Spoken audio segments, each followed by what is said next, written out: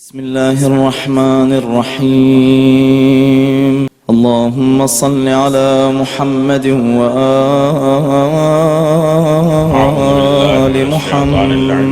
بسم الله الرحمن الرحيم الحمد لله رب العالمين والصلاة والسلام على نبي الكريم وعلى آله الطيبين الطاهرين المعصومين المنتجبين ولعنة الله على أعدائهم من الآن إلى قيام يوم الدين آمين يا رب العالمين. أما بعد فقد قال الله تبارك وتعالى في قرآن المجيد بسم الله الرحمن الرحيم يا أيها الذين آمنوا استعينوا بالصبر والصلاة وإن الله مع الصابرين. صدق الله العلی العظیم وصدق رسول النبی الکریم. حاضرین محترم، سامعین اکرام، ناظرین ذوی الاحترام، سلام علیکم ورحمۃ اللہ وبرکاتہ. ماہ رمضان میں جو درس جاری ہے ہماری خطائیں اور اس کی اصلاح، خطاؤں کو بھی پہچانیں گے، غلطیاں شناس بنیں گے اور اصلاح کے دروازے پر جائیں گے اور اصلاح کرنے کی کوشش کر رہے ہیں. ماہ رمضان ہمیشہ اصلاح کی دعوت دیتا ہے. انسان اپنے روحانی، اپنی فکری، اپنی ذہنی، اپنے اعمال، اپنے عقیدے، اپنے اخلاق کی اصلاح کر لے، خاص طریقے سے اپنے کلچر کی اصلاح کرے اور اپنے گھر کے اندر کے معاملات، حقوق، ان میں جو خطائیں پیدا ہو جاتی ہیں، غلطیاں پیدا ہو جاتی ہیں، اس کی اصلاح. اس لیے کہ قرآن صرف معاشرے اور سوسائٹی کے لیے نہیں ہے. سب سے پہلے اپنے گھر کی لائف، اپنی زندگی پہ اسے اپنا حاکم بنائے، اپنے گھروں پہ اسے اپنا لیڈر، اپنا قائد، اپنا ہادی بنائے. قرآن ہم سے کیا چاہتا ہے، قرآن ہم سے کیا مانگ رہا ہے، قرآن کے دستور کیا ہیں، قرآن کے پیغامات کیا ہیں. اس میں ایک خطا آپ حضرات کی خدمت میں جاری و ساری ہے، مباحث میں ہے کہ انسان اپنے والدین کی جو رسپیکٹ نہیں کرتے، ادب و احترام نہیں کرتے، یہ بہت بڑی خطا ہے. یہ خطا دنیا کو بھی برباد کرتی ہے، آخرت کو بھی برباد کرتی ہے. لہذا اس کی اصلاح ہونا چاہیے. معاشرے میں یہ خرابیاں عام ہو گئیں اور اس کا ایفیکٹ جسمانی اعتبار سے پڑتا ہے، روحانی اعتبار سے پڑتا ہے. ماں باپ کا بہت بڑا مقام ہے. دو حصے گفتگو ہو چکی، آج تیسرے مرحلے میں ہم داخل ہو رہے ہیں. حقوق، مقام و عظمت والدین، اسلام، والدین کا اسلامی تصور. اسلام میں والدین کی رسپیکٹ کیا ہے، ادب کیا ہے، مقام کیا ہے، ان کی عظمت کیا ہے، اس کا تصور ہم تھوڑی دیر کریں کہ ماں باپ ہیں کیا. جس میں ہم نے گزشتہ انبیاء کا تذکرہ کیا، جو انبیاء گزر گئے، ان کے زندگی کے واقعات، روایات، قرآن کے پیغامات، صحیفے، روایاتوں، ان میں ماں باپ کی عظمت اور بزرگی اور ان کے مقام اور رفعت کو بیان کیا گیا، اور جس نے بھی مخالفت کی اس دور میں اس کے لیے سزا اور مشکلات آتی رہی. آج اسی بات کو آگے بڑھتے ہوئے تیسرے مرحلے میں ہم داخل ہو رہے ہیں.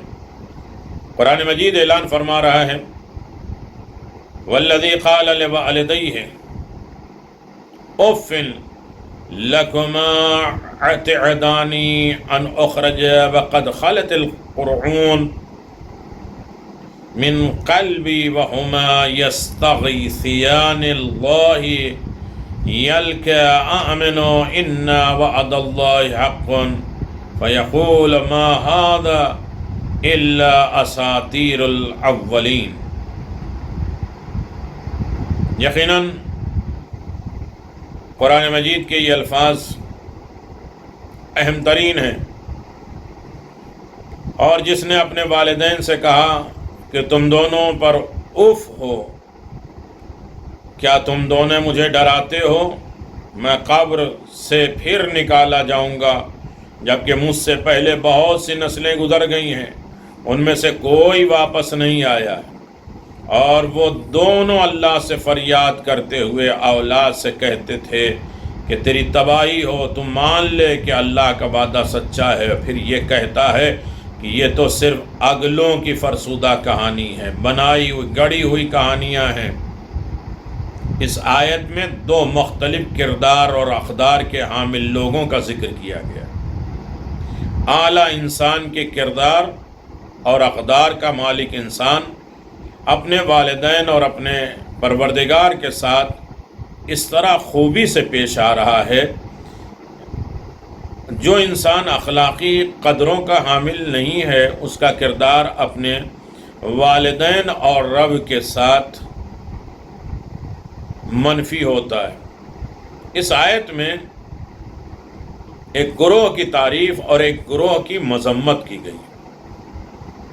قابل تعریف وہ لوگ ہیں جو توحید اور معاد یعنی قیامت پر ایمان رکھتے ہیں اور اپنی اولاد کو بھی اس ایمان اور عقیدے کی طرف دعوت دیتے ہیں اور کفر و نفاق سے منع کرتے ہیں، اور اس ایمان اور عقیدے کی وجہ سے یہ لوگ اپنے پروردگار اور والدین کے ساتھ بہتر اور احسن طریقے سے پیش آتے ہیں۔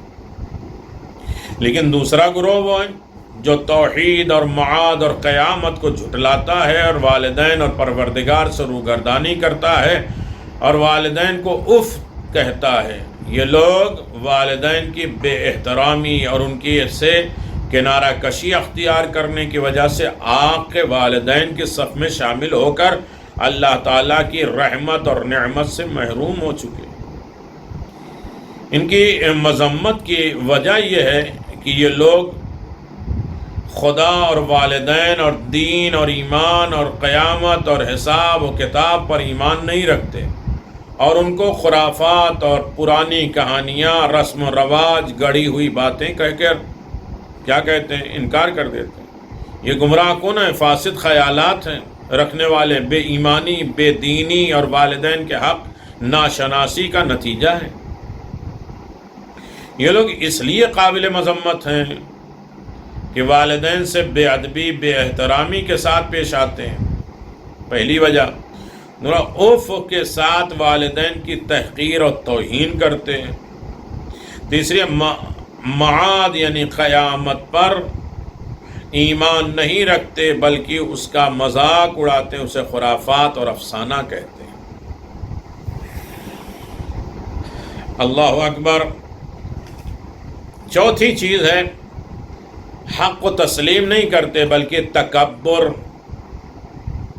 اور غرور اور خود خواہی سے کام لے رہے ہیں، جبکہ شفیق والدین ان کو جہاد اور گمراہی سے نکال کر عذاب سے نجات دینا چاہتے ہیں، لیکن جب یہ لوگ اپنی ضلالت اور کفر پر اصرار کرتے ہیں والدین ان کو چھوڑ دیتے ہیں، اور وہ لوگ آق کے والدین بن کر دنیا اور آخرت دونوں میں ذلیل اور خوار ہو جاتے ہیں۔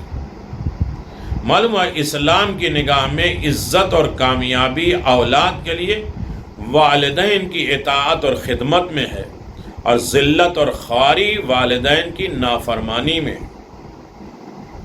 اگر انسان دیکھیے ایک طرف باپ سمجھاتا رہا اور دوسری طرف انسان ہے جو اکڑتا رہا، یقیناً اللہ تبارک و تعالیٰ نے والدین کا رتبہ بڑا عالی رکھا ہے، اپنے شکر کے ساتھ والدین کے شکریہ کو رکھا ہے۔ امرنا بالشکر لہ بالوالدین فمن لم یشکر والدہ لم یشکر اللہ۔ تفسیر میں خدا نے ہمیں اپنے والدین، ائمہ معصومین کہتے ہیں خدا نے ہمیں اپنے والدین کا شکریہ ادا کرنے کا حکم دیا، اس بنا پر جو والدین کا شکریہ ادا نہیں کرتا اس نے خدا کا بھی شکریہ ادا نہیں کیا۔ تھوڑی دیر بعد روحانیت کی طرف ہم چلیں۔ حضرت زینب سلام اللہ علیہا، علی ابن ابی طالب کے لخت جگر بیٹی، باپ کی زینت، جو کل کائنات کی زینت ہو، اس علی کی زینت زینب۔ والدین کے شکر ادا کرتی ہیں تو کس طریقے سے کرتی ہیں؟ حضرت علی ابن ابی طالب علیہ الصلوۃ والسلام کے گھر کا ہر فرد عالم قرآن ہے۔ جناب فضہ کو سکھایا جناب زینب سلام اللہ علیہ نے، 20 سال قرآن سے گفتگو کی، تفسیر قرآن جناب زینب پڑھاتی تھی کوفے میں۔ تو امام علی کے ہر فرد عالم قرآن ہے۔ قرآن کے گھر میں ہر فرد قرآن کی تلاوت کے ساتھ قرآن کے مفاہیم پر غور و فکر کرتا ہے۔ یہ قرآنی گھر ہے، نزول قرآن جہاں ہوا،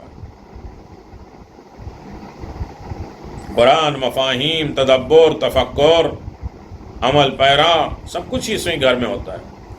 حضرت زینب سلام اللہ علیہا قرآن سے بہت مانوس تھی، انس رکھتی تھی، محبت رکھتی تھی، بہت قرب رکھتی تھی۔ ہر روز قرآن کی تلاوت اور قرآن میں غور و فکر آپ کا معمول تھا۔ اپنی والدہ گرامی اور والد گرامی سے درس قرآن لیتی رہتی تھی۔ ایک دن اپنے والد بزرگوار سے کسی آیت کے بارے میں تفسیر بیان کرنے کی درخواست کی کہ بابا اس آیت کا مطلب مفہوم کیا ہے، تفسیر بیان کریے۔ حضرت علی ابن ابی طالب خندہ پیشانی کے ساتھ آیت کی تشریح کرنا شروع کر دیتے مسکراتے ہوئے، اور وہ آیت حضرت زینب کے آئندہ زندگی کے متعلق تھی۔ اس آیت کے مفہوم اور تفصیل سے سمجھ گئیں کہ بابا اپنی بیٹی کو ایک اہم فریضہ اور عظیم وظیفہ اور ذمہ داری انجام دہی کے لیے آمادہ کر رہے ہیں۔ حضرت علی ابن ابی طالب علیہ الصلوۃ والسلام کی گفتگو مکمل ہوئی تو حضرت زینب سلام اللہ علیہ نے اپنے بابا کے ہاتھ کو پکڑ کر چوما اور عرض کیا، بابا جان جو کچھ آپ نے فرمایا میں پہلے سے جانتی ہوں، کیونکہ مادر گرامی نے مجھے ان واقعات سے آگاہ کیا تھا۔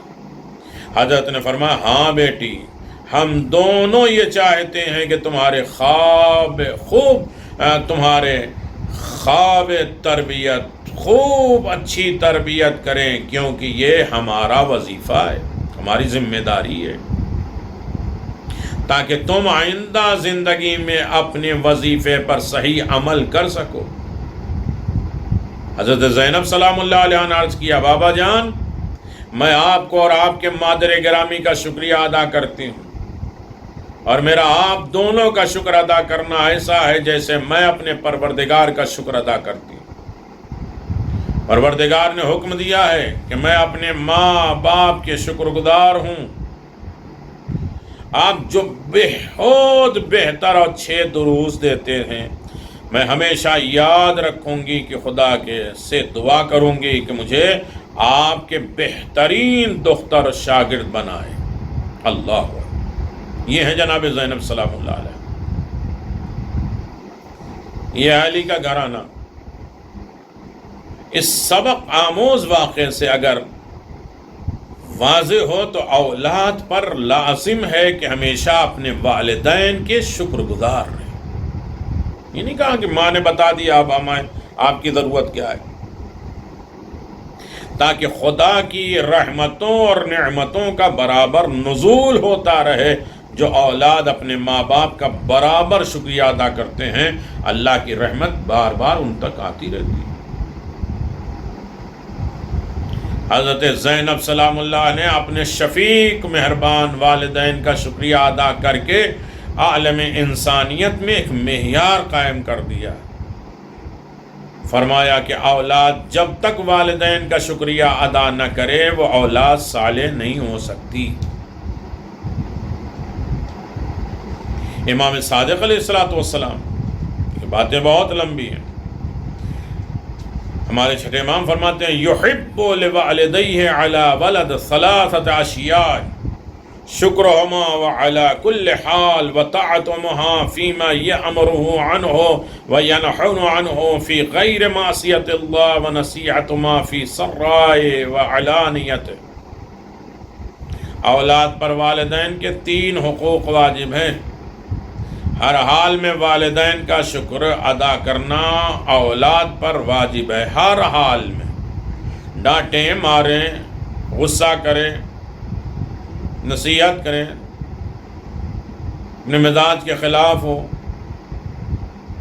تب بھی والدین کا شکریہ ادا ہو۔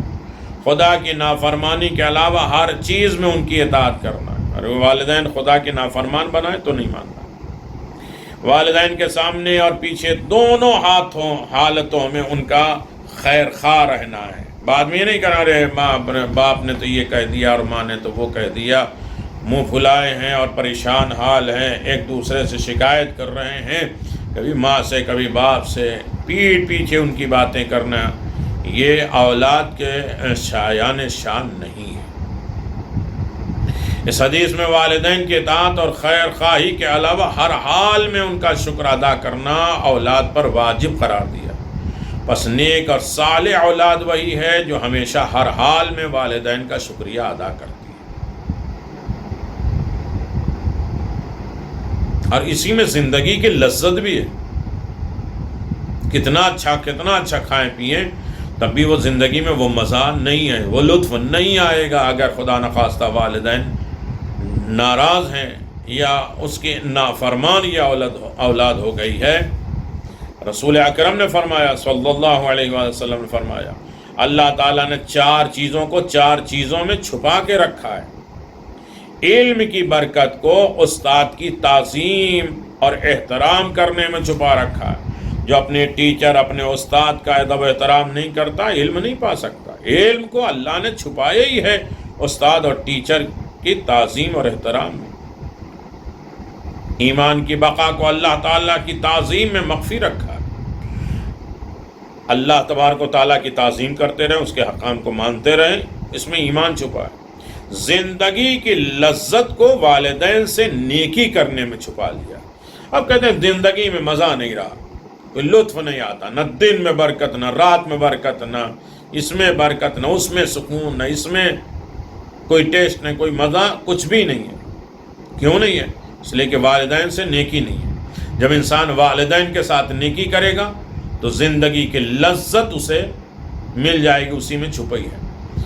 پھر چوتھی چیز پیغمبر اسلام فرماتے ہیں، جہنم کی آگ سے نجات کو مخلوقات خدا کو اذیت آزار نہ دینے پہ مخفی رکھا ہے۔ مخلوق خدا کو اذیت نہ دو، جہنم سے آزاد ہو جاؤ۔ خدا کے بندوں کو اذیت اور تکلیف نہ دو، جہنم سے آزاد ہو جاؤ۔ معلوم زندگی کی لذت والدین کی اطاعت میں ہے، کیونکہ انسان والدین کی اطاعت اور ان سے نیکی کرتا ہے تو اس کی نیکیوں میں اضافہ اور گناہوں کی تلافی ہوتی ہے۔ جہاں گناہ معاف ہوتا ہے وہاں گناہ کے برے اثرات بھی زائل ہو جاتے ہیں، ختم ہو جاتے ہیں، اور نیکیوں کے اضافے کے ساتھ ساتھ ان کے اچھے اثرات ان کی زندگی، اس کی زندگی پر مرتب ہوتے ہیں۔ جہاں برے اثرات زائل اور اچھے اثرات مرتب ہو جائیں تو پریشانیاں دور اور اطمینان، سکون اور پر لطف زندگی میسر ہو جاتی ہے۔ بس ثابت ہوا کہ والدین سے نیکی کرنے والوں کو اللہ تعالیٰ ان نیکیوں کے عوض لذت زندگی عطا کرتا ہے، اور والدین کی نافرمانی کرنے والے ایک پریشان کن زندگی گزارنے پر مجبور ہو جاتے ہیں۔ اگر لذت چاہتے ہو تو ماں باپ کے ساتھ نیکی کرو، سکون چاہتے ہو تو ماں باپ کے ساتھ اچھا برتاؤ کرو۔ گناہوں سے پاک زندگی۔ انس بن مالک روایت کرتے ہیں کہ ہم رسول خدا صلی اللہ علیہ وسلم کی خدمت میں مسجد میں بیٹھے ہوئے تھے، کتنے میں ایک مسجد میں ایک عربی آیا، داخل ہوا اور سلام کیا، حضور نے جواب سلام دے دیا۔ آپ نے فرمایا کہاں سے آ رہے ہو؟ اس نے عرض کیا دور سے آ رہا ہوں، چند سوال پوچھنے آیا ہوں۔ آپ نے فرمایا سوال کرو اور جواب سنو۔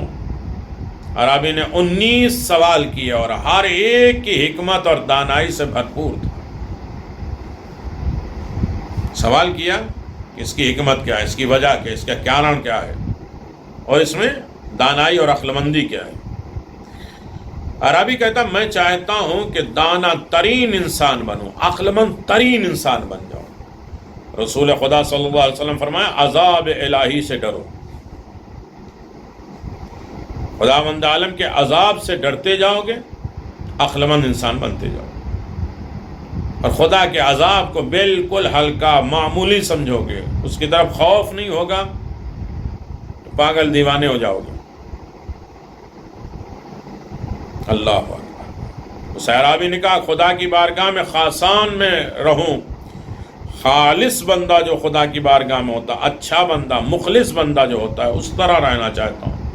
تو رسول خدا صلی اللہ علیہ وسلم فرماتے شب و روز قرآن مجید پڑھو، رات دن اگر تم قرآن پڑھتے ہو، صبح بھی قرآن پڑھتے ہو، رات بھی قرآن پڑھتے ہو، تو اللہ کے مخلص بندے بن جاؤ گے۔ رسول خدا صلی اللہ علیہ وسلم سے اس نے سوال کیا چاہتا ہوں کہ میرا دل روشن ہو، دل میں کوئی اندھیرا پن، گمراہی اور ٹیڑھا پن نہ ہو، تو آپ نے فرمایا موت کو کبھی نہ بھولو، جو لوگ موت کو بھول جاتے ہیں ان کے دلوں کی روشنی ختم ہو جاتی ہے۔ اللہ اکبر۔ عربی کہتا ہمیشہ خدا کی رحمت کے سائے میں رہنا چاہتا ہوں، وہ محشر کا میدان، وہ دھوپ، وہ شدت، وہ دماغ ناک اور کان سے بہنا اور پسینہ کان اور ناک سے داخل ہونا، اور انسان حیجان پریشان ہو جائے گا، پیاسا رہے گا، سائے رحمت نہیں ہوگی، میں سائے رحمت میں رہنا چاہتا ہوں۔ رسول خدا نے فرمایا خدا کی مخلوق سے نیکی کر، اگر اللہ کے بندوں سے تو نیکی کرنے لگے گا تو خدا کے سائے رحمت میں رہے گا۔ اللہ اکبر۔ عربی کہتا میں چاہتا ہوں کہ دنیا سے مجھے کوئی نقصان نہ پہنچے۔ لوگ یہ کہتے ہیں دنیا خراب ہے، بیکار ہے، دنیا سے ہمیں کوئی نقصان نہ پہنچے۔ تو رسول خدا صلی اللہ علیہ وسلم فرماتے ہیں خدا پر بھروسہ اور توکل کرو۔ اگر دنیا کی یعنی انسان ہے کہتا ہے دنیا کا زمانہ یہ ہے، زمانے سے ہیں اور یہ ہے بیماریاں اور وہ خرابیاں، وہ زمانے کا ظلم اور ستم، تو رسول فرماتے ہیں خدا پر بھروسہ کرو، توکل کرو، ساری بیماریاں ختم ہو جائیں گے، سارے ظلم ختم ہو جائیں گے اور سارے فتنے ختم ہو جائیں گے اگر انسان خدا کی ذات پہ بھروسہ کرنے لگے۔ عربی کہتا ہے میں چاہتا ہوں لوگوں کی نگاہوں میں ذلیل اور خوار رہوں، ہم چاہتے ہیں کہ لوگ ہماری عزت اور رسپیکٹ کریں، آؤ بھگت کریں، مکھن بازیاں کریں، ہاتھ چومیں۔ وہ کہتا نہیں، اللہ کی نگاہ میں عزت چاہیے، لوگوں کی نگاہ میں ذلیل اور خوار ہوں۔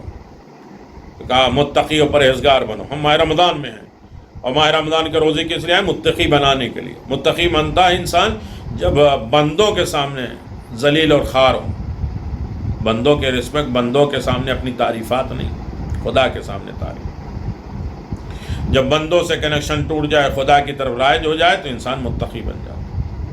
متقی کا مطلب ہی نہیں کہ کہیں کنارے بیٹھا ہو، تسبیح لے کر بیٹھا ہو، اب دنیا سے کوئی خبر نہیں، یعنی جو راستہ چل رہا ہے وہ صحیح چل رہا ہے، مخلوق کے درمیان چل رہا ہے تو راہ راست پہ چل رہا ہے، صحیح چل رہا ہے، ظلم و ستم کا شکار نہیں ہو رہا، آخرت کے راستے پہ تو صحیح راستہ چل رہا ہے، صراط مستقیم پہ چلو، متقی بن جاؤ۔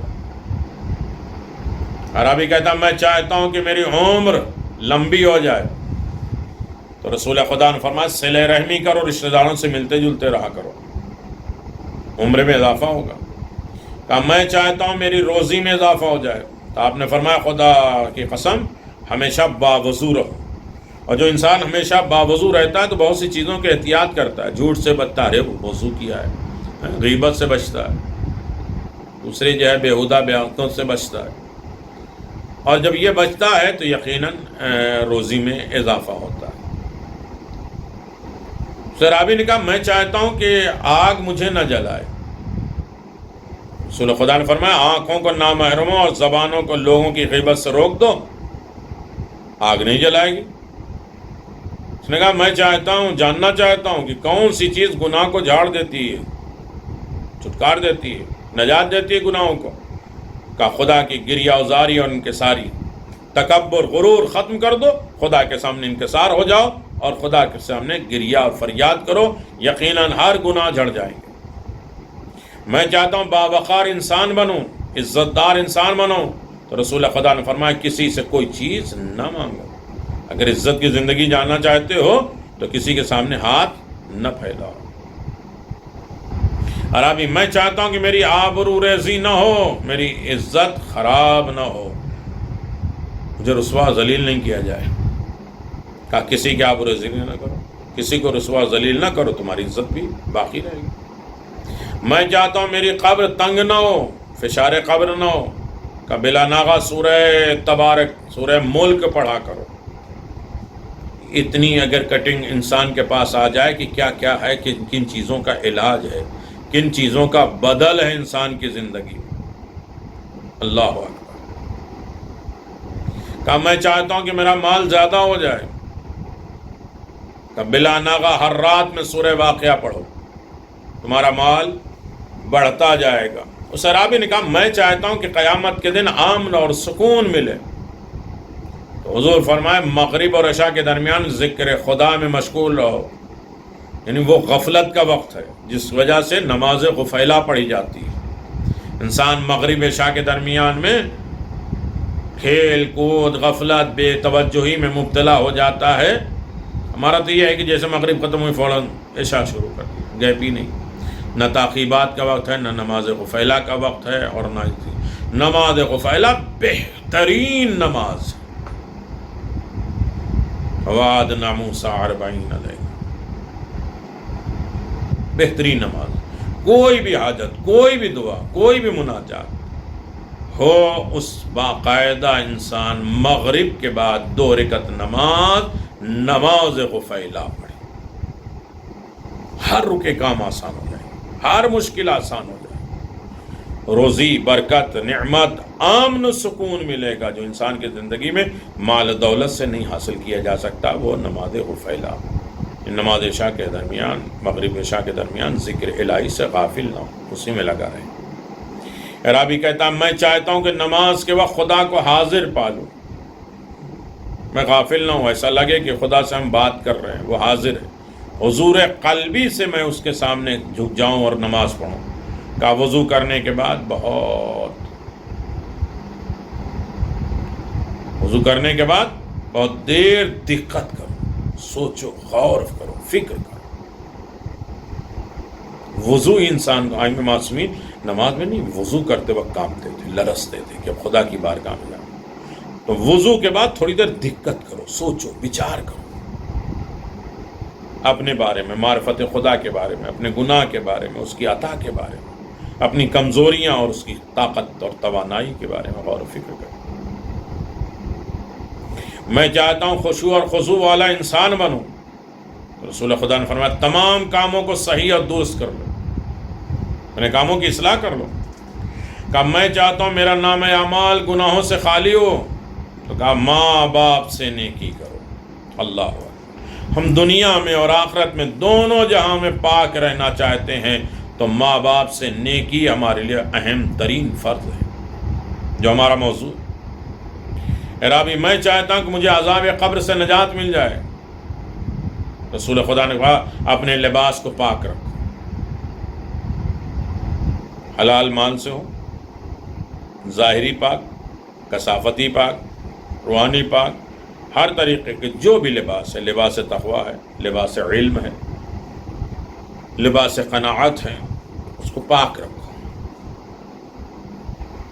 مفاتیح الجنان میں ہے.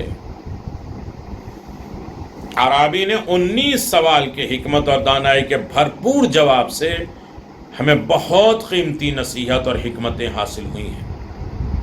ہمارے لیے سب سے اہم بات یہ ہے کہ عرابی نے سوال کیا میں چاہتا ہوں کہ میرے نامہ اعمال میں کوئی گناہ نہ ہو بلکہ صرف نیکیاں ہی درج ہوں. یعنی عرابی یہ چاہتا ہے کہ میں گناہوں سے پاک و زندگی گزاروں، کیونکہ گناہ سے پاک زندگی میں جو سکون اور خوشی حاصل ہوتی ہے وہ گناہوں سے آلودہ زندگی میں کہاں میسر ہوتی ہے.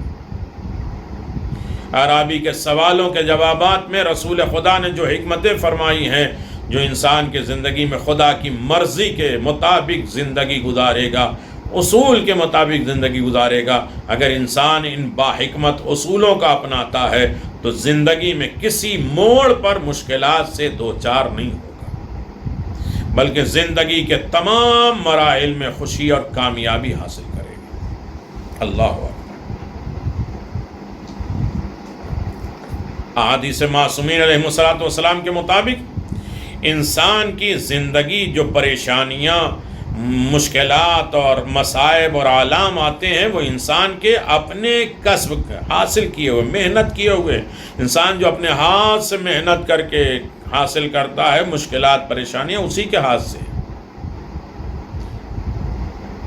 یہ اس کے گناہ ہیں کہ اس کی زندگی کو تنگ اور تلخ کر دیا گیا ہے، گناہ گو مشکلات میں مبتلا ہو جاتا ہے.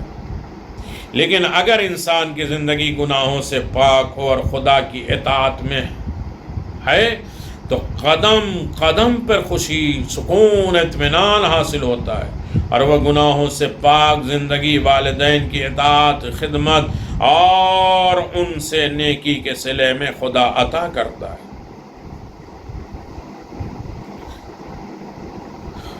والدین کا احترام اللہ اکبر بہت اہم ترین موضوع ہے جس کی طرف ہم توجہ دے رہے ہیں. حضرت یوسف علیہ الصلوۃ والسلام کی زندگی دیکھ لیجیے آپ. اپنے باپ سے بچھڑنے کے بعد مشکل سے مشکل مراحل سے گزرتے گئے، امتحانات میں گزرتے گئے، مصر کی سلطنت پر فائز ہوئے، اور جب حضرت یعقوب کو معلوم ہوا تو میرا بیٹا مصر کا بادشاہ ہے تو آپ ملنے کے لیے مصر روانہ ہوئے. لیکن جیسے باپ سے جدا ہوئے کتنے مسائل، کتنی پریشانی. حضرت امام جعفر صادق علیہ السلام فرماتے ہیں کہ جب حضرت یعقوب مصر میں داخل ہوئے تو حضرت یوسف ارکان سلطنت کے ساتھ، لوگوں کے ساتھ، اپنی فوج اور سلطنت کے ساتھ اپنے باپ کے استقبال کو لیے نکلے، اور قریب پہنچے تو حضرت یعقوب تو سواری سے اتر آئے، لیکن حضرت یوسف مقام سلطنت اور رعایا اور بادشاہت کرتے ہوئے سواری سے نہیں اترے. اگرچہ حضرت یوسف کا سواری سے نہ اترنا کسی تکبر اور بےتنائی نہیں ہے اور غفلت کی بنیاد نہیں ہے، کیونکہ انبیاء ہر گناہ اور کوتاہیوں سے پاک ہوتے ہیں، معصوم ہوتے ہیں. پھر بھی اللہ نے ان کی سلطنت اور مقام اور شان و شوکت کی رعایت کی جو عدل و انصاف اور خدمت خلق کے دین کے لیے آپ نے قبول کی تھی. اس دوران جبریل نازل ہوئے، حضرت یوسف سے کہا اپنے ہاتھ کو کھولیے. حضرت یوسف نے ہاتھ کھول دیا اور اس سے ایک نور آسمان کی طرف چلا گیا. حضرت یوسف نے پوچھا یہ نور کون سا ہے؟ جبریل نے جواب دیا یہ نور نبوت ہے جو آپ کی صلب، آپ کی نسل میں آنے والی تھی. لیکن آج آپ نے باپ کے احترام کامل رعایت نہیں کی تو خدا نے نور نبوت کو آپ کے صلب سے اٹھا لیا. اب آپ کی اولاد میں سے کوئی نبی نہیں ہوگا، کیونکہ احترام والدین مقام سلطنت سے بھی اولا اور اعلیٰ ہے. حضرت یوسف علیہ السلام سے جب احترام والدین کے بارے میں ترک اولا ہوا تو خدا نے نسل یوسف کو نبوت سے عطا فرمائی.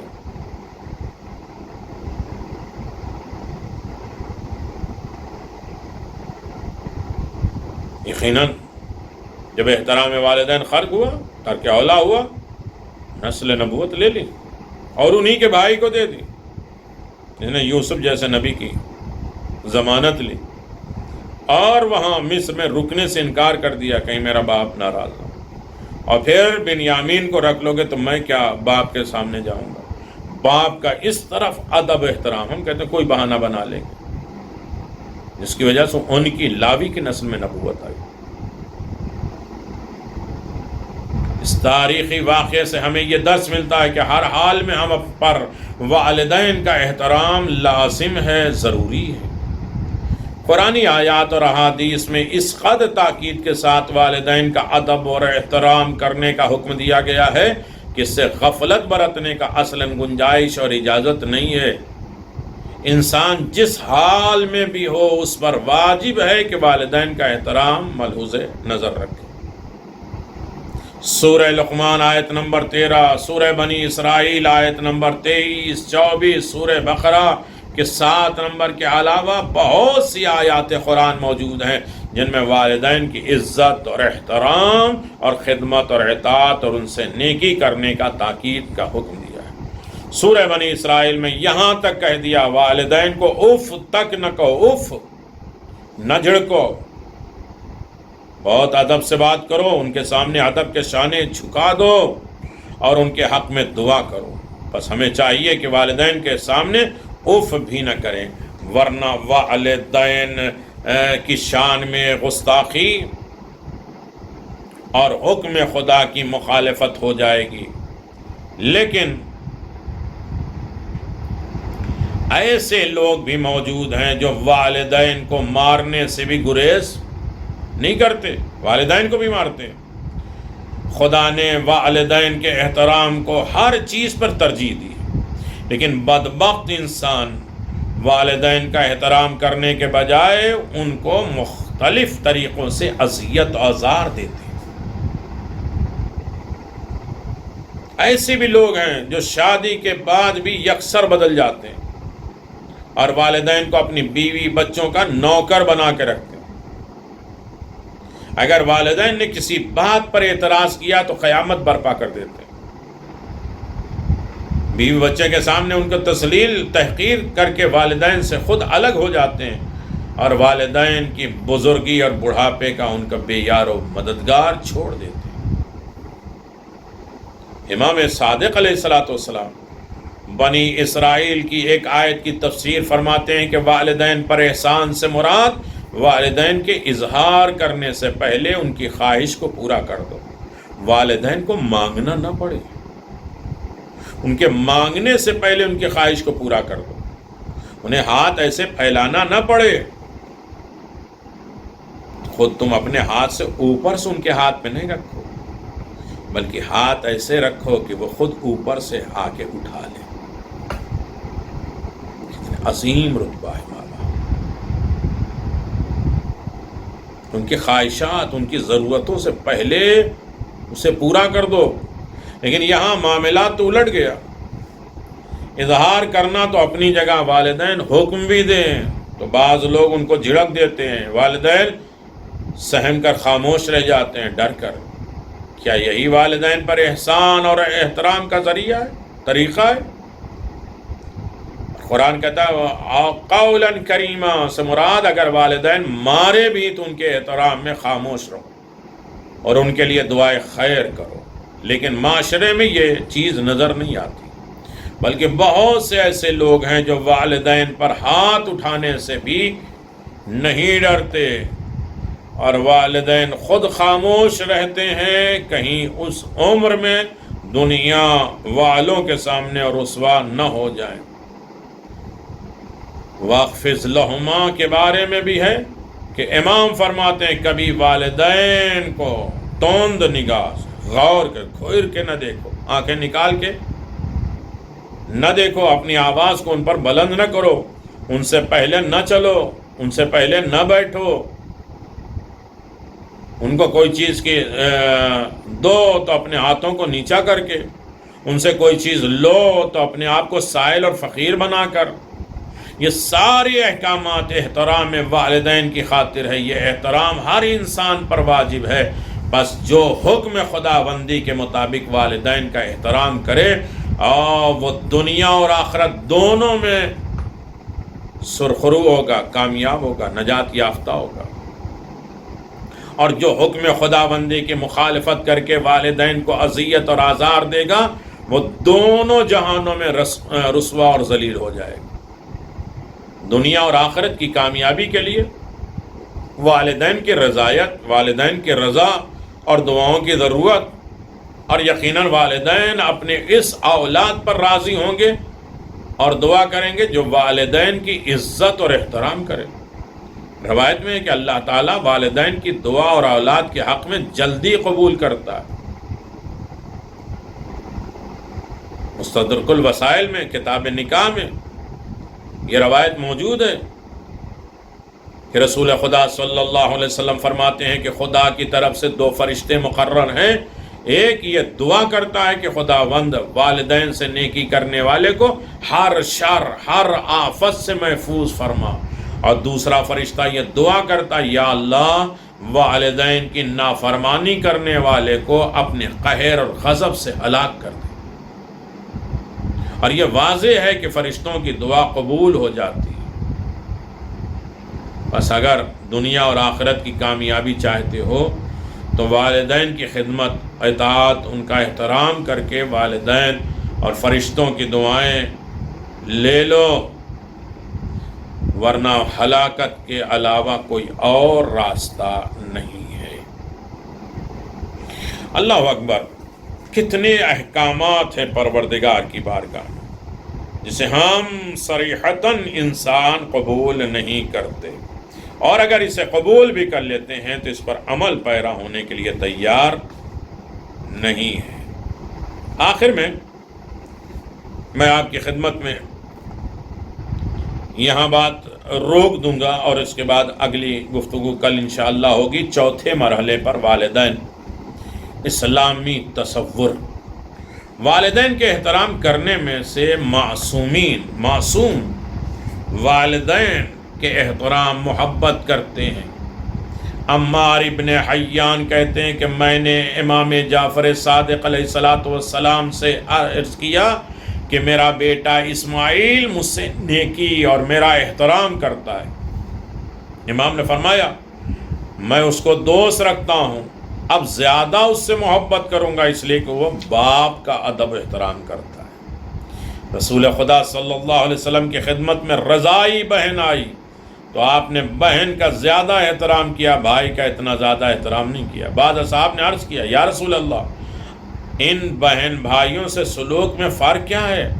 تو آپ نے فرمایا میرا اس بہن کا زیادہ احترام کرنے کا سبب یہ ہے کہ وہ اپنے والدین کا بھائی سے زیادہ احترام کرتی ہے اور اچھا سلوک کرتی ہے منتہی الاعمال میں۔ یعنی اگر کوئی والدین کے ساتھ اچھی نیکی کرے تو امام اس سے محبت کرتے ہیں، رسول اس سے زیادہ محبت کرتے ہیں۔ معلوم رسول خدا کی نگاہ میں والدین کا مقام اتنا بلند ہے، جو والدین کا احترام کرے آپ اس سے محبت کرتے ہیں، اور یہ واضح ہے کہ جس سے رسول محبت کرے خدا بھی اس سے محبت کرتا ہے۔ اللہ اکبر! لہذا خدا اور رسول کی محبت کا مستحق وہ شخص ہے جو اپنے والدین کے احترام اور اس سے محبت اور نیکی کرے۔ تو ہر عالم میں انسان جب اپنے والدین سے محبت اور نیکی کرنا چاہتا ہے تو اسے ہر عالم میں انسان کو یہ سوچ لینا چاہیے کہ ہر عالم میں ہمیں اپنے والدین سے ادب احترام کے ساتھ ملنا بھی ہے، گفتگو کرنا ہے۔ اس لیے کہ رسول خدا نے فرمایا خیر الناس من ينفع الناس، لوگوں میں بہترین انسان وہ ہے جو لوگوں کو فائدہ پہنچائے، اپنا فائدہ صرف نہیں اٹھائے۔ لوگوں میں بہترین انسان وہ ہے کہ جو لوگوں کے فائدہ پہنچائے، جو لوگوں کے لیے کام کرے، لوگوں کے سکون کا ذریعہ بنے، لوگوں کے اطمینان کا ذریعہ بنے۔ اللہ اکبر! تو بار الوالدین یا بر الوالدین اپنا فائدہ نہیں سوچتا، بلکہ ہمیشہ ہر کام میں والدین کے فائدے کے لیے کام کرتا ہے۔ میرے والدین خوش رہیں، میرے والدین سکون میں رہیں، میرے والدین شفا اور صحت مند رہیں۔ یہ کون ہے؟ بر الوالدین، جو والدین کے ساتھ نیکی کرتا ہے، اچھا سلوک کرتا ہے، اور عالم میں وہ کامیاب کامران رہتا ہے۔ لہذا ضروری ہے کہ انسان اپنے والدین کے ساتھ اچھا سلوک کرے، اور سیرت اہل بیت بھی یہی ہے۔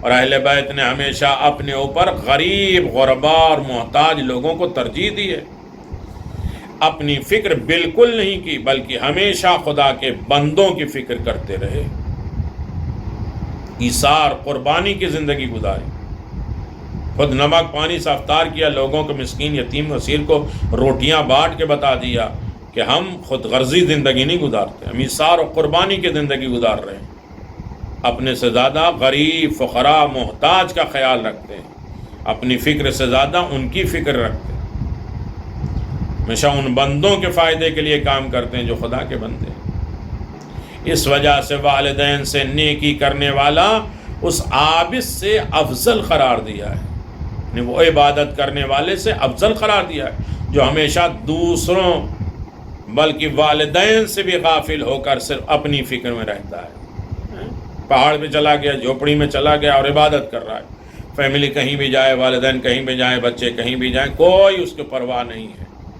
تو ایسے عابد سے افضل ہے والدین سے نیکی کرنے والا. صرف اپنی فکر نہیں ہوتی، لیکن بار الوالدین نے کبھی اپنی فکر نہ کی بلکہ ہمیشہ والدین کی فکر کی، ان کی خدمت، ان کی اطاعت، ان سے نیکی کرنے، زندگی گزارنے. تو اللہ تعالیٰ نے والدین سے نیکی کرنے والوں کو ہمیشہ خدا کی عبادت میں مشغول رہنے والے عابد سے افضل قرار دیا، بہتر قرار دیا. بس معلوم ہوا کہ خدا کی نگاہ میں عبادات میں سے افضل ترین عبادت والدین کی خدمت اور اطاعت ہے اور ان سے نیکی ہے. یقیناً یہ معصومین علیہ الصلوۃ والسلام کی زندگی جہاں انہوں نے والدین کے ساتھ نیکی کر کے، یہ رسول مقبول ہیں جو یہ کہتے ہیں کہ تم ایک وعدہ کرو ہم تم سے 3 وعدہ کرتے ہیں. ایک وعدہ کرو تم اپنے والدین کے ساتھ اچھائی کرو گے، صلہ رحمی کرو گے، رشتہ داروں کے ساتھ، تمہاری عمر بڑھ جائے گی، روزی بڑھ جائے گی، عزت اور کامرانی بڑھ جائے گی، میں یہ وعدہ کر رہا ہوں. تو اس طریقے سے بہت سی چیزیں دستور ہیں کہ اللہ نے اپنی عبادت کے بعد والدین کا رتبہ رکھا ہے. والدین کو جو راضی کرتے ہیں وہ خدا اس سے راضی ہو جاتا ہے، خدا اسے جہنم سے آزاد کر دیتا ہے، اسے جنت نعیمہ میں دے دیتا ہے. والدین کی اہمیت اور مقام اور رفعت بہت بلند ہے. خداوند عالم ہم سب کو بہترین والدین کے اطاعت کرنے کی توفیق عنایت فرما. وآخر دعوانا الحمدللہ رب العالمین. بسم اللہ الرحمن الرحیم. السلام علیک یا ابا عبداللہ، السلام علیک یا ابن رسول اللہ، السلام علیک یا خیرت اللہ وابن خیرته، السلام علیک یا ابن امیر المؤمنین وابن سید الوصیین، السلام علیک یا ابن فاطمہ سیدة نساء العالمین.